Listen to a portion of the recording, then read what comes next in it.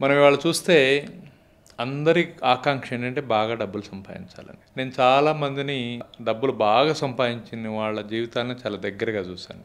For example Zoho founder. ఆయన జీవితాన్ని మీరు చూస్తే చాలా సహజంగా, హాయిగా, న్యాచురల్గా, సింపుల్గా ఉంటుంది. Simplicity is the luxury.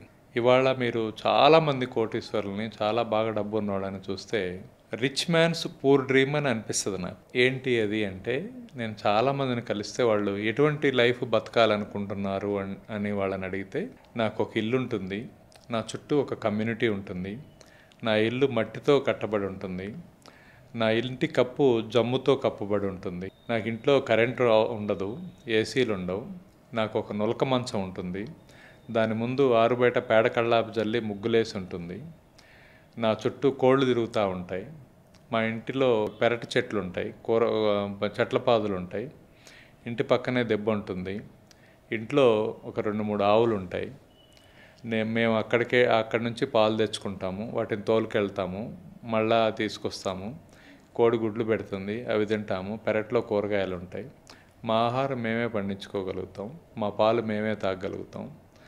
నేను హాయిగా సాయంత్రం పూట మంచం వేసుకొని పడుకుంటే ఈ కరెంటు, ఫోను, వైర్ ఇదేం లేకుండా నక్షత్రాలు కనపడతా, ప్రకృతిలో పక్షులు, గాలి, వాతావరణం, సూర్యుడు, చంద్రుడు, మల్లెపూలు వీటన్నిటిని చూస్తూ హాయిగా ఉంటాను. మేము నలుగురం కలిసి కూర్చొని సరదాగా కాసేపు మాట్లాడుకుంటాం. ఇదే మా కళ అని చాలామంది చెప్పారు. కానీ ఇక్కడున్న మిడిమిడి జ్ఞానం ఉన్నవాళ్ళు కొంతమంది కార్లు వేసుకొని ఊళ్ళకి పోయి మీరేదో దుర్మార్గంగా బతుకుతున్నారు, అసలు జీవితం అంతా సిటీలో ఉందని పాపం వాళ్ళని మాయ చేసి వాళ్ళు ఇక్కడికి వచ్చి నరకం అనిపించేలా చేస్తారు.